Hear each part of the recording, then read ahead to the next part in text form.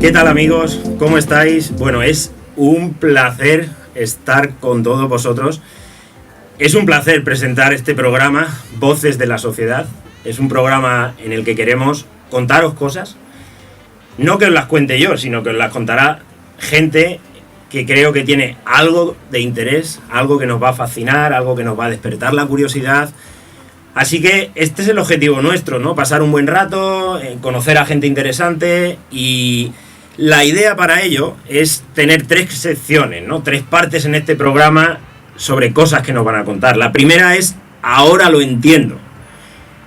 ¿Qué es Ahora lo entiendo? ¿Cuál es el significado de esa sección? Pues lo que queremos es que nos cuenten temas divulgativos, algo que quizá no nos hemos planteado o que no nos hemos dado cuenta y que todo el mundo comenta, que la gente habla, y que queremos que alguien que lo conoce bien desde dentro nos devele los misterios, nos diga el porqué, nos haga entenderlo. Además, tenemos el lujo de poder recibir consejos, ¿vale? Consejos para la gente que está viajando, para la gente que está integrándose en otra cultura, para la gente que está en otro país, ¿no? ¿Cuánta gente tenemos a nuestro alrededor o cuántos de nosotros estamos en otro país? Tenemos el lujo, además, de hacer este programa desde Aculco, una organización que tanto ayuda a gente que está en otros países y gente que viene de otras culturas. Y finalmente tenemos una sección que se llama Por fin es viernes, una sección que nos va a despertar las ganas de tener esos planes el fin de semana, las ganas de salir, las ganas de conocer otros sitios, y eso nos lo va a contar gente pues que lo ha vivido, gente que nos va a proponer cosas y que nos va a hacer movilizarnos, ¿no? Salir de casa, salir del sillón, hay que salir, hay que divertirse. Así que, con muchísimas ganas, de hecho ya tengo aquí a Germán para nuestra primera sección. Ahora le conoceréis, vamos a hablar de algo que todo el mundo comenta, que es la educación. ¿Cuánta gente habla de la vida en los colegios? De los profesores. Pero claro, ¿sabemos de verdad cuál es el trabajo de profesor? Buenas tardes. Estamos súper contentos de que hayas venido aquí, porque sabemos que lleva muchos años de profesor, yo lo sé, nuestros oyentes lo saben ahora que se lo cuento, y es que la profesión de profesor es tan importante, ¿no? Imaginaros, ¿no? Si nuestros hijos pasan más tiempo en clase con los profesores que con los padres. Es decir, la profesión que le va a dar a nuestros hijos la referencia, ¿no? Y yo creo que no entendemos del todo bien qué hace un profesor, porque todos asociamos al profesor con la clase, y queremos que nos lo cuentes, queremos que nos cuentes de verdad cuál es la labor del profesor. Bueno, gracias por la presentación, Antonio. No sé si soy un superprofesor o un profesor más de los muchos que vamos todos los días a trabajar. Y como bien dices, la labor del profesor solamente la ven los alumnos en clase, pero es mucho mayor.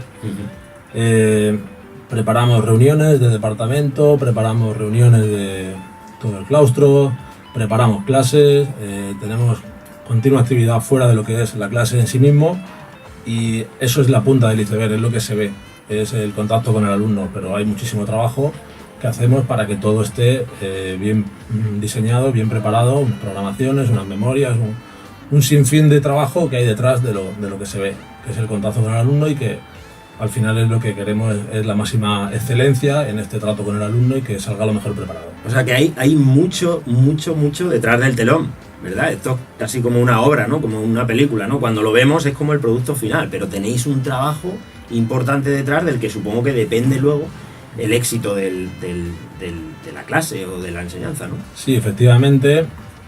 Tenemos que preparar las sesiones con unos objetivos, con unos contenidos, con una metodología, con una atención a la diversidad, con unos criterios de calificación, con unos criterios de evaluación, con un sinfín de parámetros que hacen que la calidad de la clase sea la mejor posible.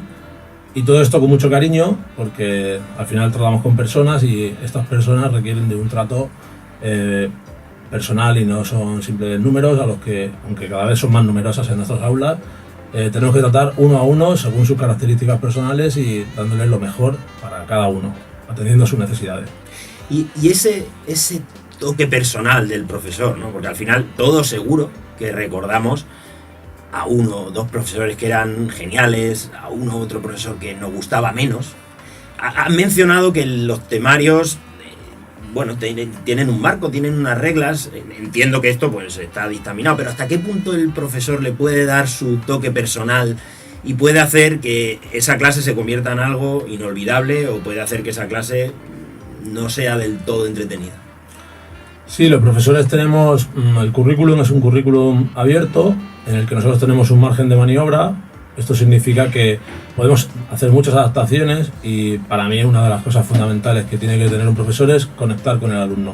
Una vez que conectas con el alumno, tanto en el plano emocional como en el intelectual y demás, tú ya sabes que ese alumno va a estar atento a todas tus explicaciones, que va a disfrutar con lo que le estás contando. Es importante que el alumno esté recibiendo la información que él necesita, con lo cual dar clases magistrales, soporíferas, que todos hemos recibido alguna vez, no funciona, y lo que sí funciona es crear en el alumno la duda, la curiosidad, y a partir de aquí trabajar con ellos y que disfruten, que ya sean los que guíen, digamos, el tiempo y en qué va a consistir el aprendizaje.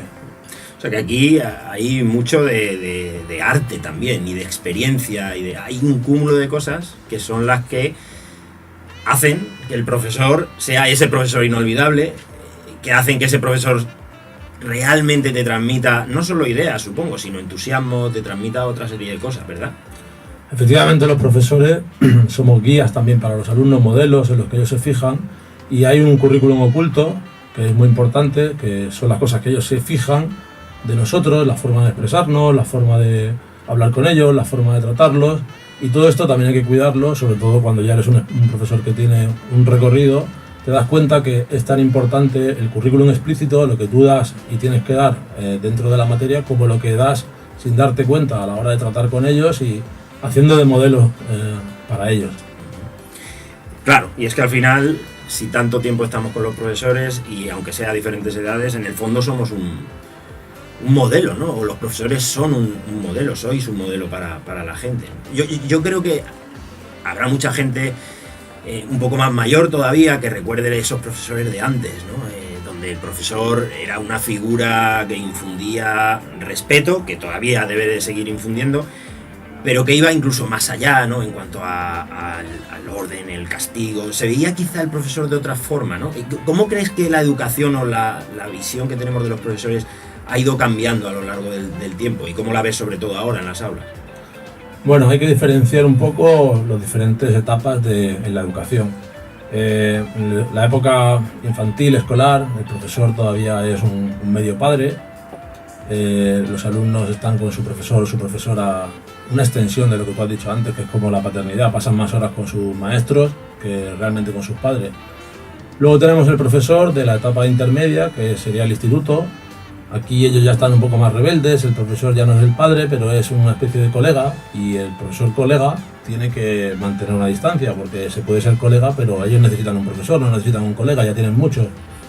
Entonces aquí hay que hacer un tira y afloja, también teniendo en cuenta sus características personales de esta adolescencia tan dura que todos hemos pasado y hemos querido ser díscolos y querer entender el mundo a nuestra manera. Y luego ya pasan a una etapa ya más superior, ciclos formativos, que es lo que yo imparto actualmente, universidad, donde ya la relación cambia un poco y ya ellos son más autónomos, ya se puede hablar con ellos en otros términos, y también es muy interesante porque aquí ya es su formación completa y el profesor en cada etapa tiene que dar al alumno lo que necesita. Y tú que has estado en otros países e incluso has sido profesor fuera de España, ¿qué ves que podríamos aplicar en España, o qué cosas has visto que podríamos aplicar en cualquier país de todos los oyentes que nos estén hoy escuchando y que digan, me encantaría que la enseñanza fuera así? A lo mejor de los países que tú has visto, ¿has cogido alguna idea? Sí, yo estuve en Francia en concreto, haciendo becas Erasmus y trabajando en colaboración. Y es verdad que en estos países el contenido es mucho más limitado, no trabajan tanto a un nivel conceptual tan amplio como nosotros, no dan los típicos tochos de toda la vida de empollar y con la letra con sangre entra, y son bastante más prácticos, van a la aplicación de los ordenadores con el aula, las aplicaciones de grupos reducidos, todo un concepto más tecnológico, más práctico. Y nosotros todavía tenemos aulas de cientos, tropecientos de alumnos escuchando al profesor en su lección magistral, Y eso todavía es una rémora que tenemos. Deberíamos ser más prácticos y deberíamos aplicar los conocimientos y hacerlos más asequibles y relacionados con la práctica de lo que lo hacemos todavía. No obstante, la Universidad Española y los estudios en España han evolucionado mucho y es verdad que estamos a un buen nivel, aunque haya encuestas que digan lo contrario, pero es verdad que a un nivel universitario exportamos muchos talentos y hay que abogar y apostar por la Universidad Española y los estudios superiores españoles, pero decir que todavía también nos queda recorrido por hacer. Bueno, queridos oyentes, que seáis docentes, que seáis profesores, ya hemos escuchado a Germán, práctica, ¿no? Yo hace poco estuve en una conferencia donde había muchos estudiantes y una de las preguntas que le hicieron a uno de los ponentes era ¿qué recuerdas tú de la etapa universitaria y qué demandabas o qué querías, ¿no?, que hubiera sido diferente? Y la respuesta fue: me hubiera gustado que la enseñanza fuera más práctica. Ahora que has nombrado la práctica, me ha recordado esa anécdota, pero yo creo que es muy representativa. Yo creo que al final todos, incluso para motivar a la persona que está escuchando, le tenemos que llevar una propuesta útil, algo que le valga, algo que salga de clase y no solo a lo mejor en su vida profesional, sino incluso en la vida personal lo pueda usar, ¿no? Por tanto, yo creo que ese consejo que nos das es algo que todos tenemos que tener siempre en mente. Yo también he dado clases y reconozco que la práctica es uno de los... Y tú entonces es cuando se te abre la sonrisa y dices, sirve de algo esto de ser profesor, no es solamente ir a un instituto o a una universidad, contar unas creencias, unas ideas a 30 y que la mitad no te han escuchado. Pero bueno, hay otra mitad que sí te han escuchado, incluso los que no te han escuchado algo se les ha quedado. Y si ya has llegado a ellos, es algo que satisface. Qué bonito, ¿verdad? Qué bonito. Es como poner una semillita, ¿no? Que en el mundo, ¿no? Vas poniendo semillitas, ¿no? O sea, que esto de profesor es muy vocacional, ¿verdad? Es algo que te tiene que nacer de dentro. Realmente, el que no es vocacional no aguanta. De hecho, ya se ven las estadísticas que hay mucho profesor quemado y es normal que esté quemado porque es una lucha continuamente contra la misma roca y te tienes que levantar y luego vienen, como ya te he dicho, con la misma energía, con la misma edad, otros 30, otros 30, otros 30, otros 30 o más, depende. Y tú tienes que estar ahí siendo cada día más listo, aunque con menos energía, sabiendo canalizar mejor y dar lo mejor de ti mismo para que al final disfrutes con ellos disfruten contigo y se aprendan. Yo no sé vosotros, amigos oyentes que estáis aquí escuchando atentamente lo que nos está contando Germán, pero yo me estoy haciendo una pregunta. Igual os la habéis hecho vosotros antes también, ¿no? Y es, mira, si la educación es tan importante, si es lo que le transmitimos a nuestros hijos, lo que los jóvenes van a adquirir para la futura sociedad, que la van a liderar ellos, ¿por qué en política no escuchamos educación continuamente? ¿Por qué hoy en día que se habla tanto de debates, de elecciones, no tenemos la educación como la primera propuesta por la que debatimos? Bueno, en política y en España ya sabemos que hay bastantes problemas para llegar a cualquier tipo de acuerdo. En la educación siempre se ha querido llegar a acuerdos, pero cada vez que entra un nuevo gobierno, crea una nueva ley, luego otra nueva ley, luego otra nueva ley y al final tenemos el desajuste que tenemos ahora. Deberíamos entre todos hacer un pacto por la política, por la educación, efectivamente, como tantos otros, y de verdad pensar que lo más importante que le podemos dar a nuestros hijos es una buena educación, porque a partir de ahí ya podrán ellos, con espíritu crítico, decidir si quieren ser de un partido, de otro, de ninguno, y tú entonces es cuando se te abre la sonrisa y dices, sirve de algo esto de ser profesor, no es solamente ir a un instituto o a una universidad, contar unas creencias, unas ideas a 30 y que la mitad no te han escuchado. Pero bueno, hay otra mitad que sí te han escuchado, incluso los que no te han escuchado algo se les ha quedado. Y si ya has llegado a ellos, es algo que satisface. Bueno, Germán, yo creo que tomamos el testigo. Queridos oyentes, el mensaje está claro, hay que proteger al profesor. Hay que ayudar al profesor. Esos grupos de WhatsApp donde a veces ponemos delante nuestros hijos que tanto queremos con respecto al profesor, parece que no hacen muy bien, ¿verdad?, a la labor del profesor, ¿no? Sí, bueno, puede conducir al final a situaciones en las que no se dan las cosas como fueron en realidad y entonces lo que hay que buscar es un acuerdo entre padres, profesores y porque al final todos buscamos lo mejor para nuestros hijos y al final, bueno, hablando con el profesor todo se entiende y todo acaba correctamente.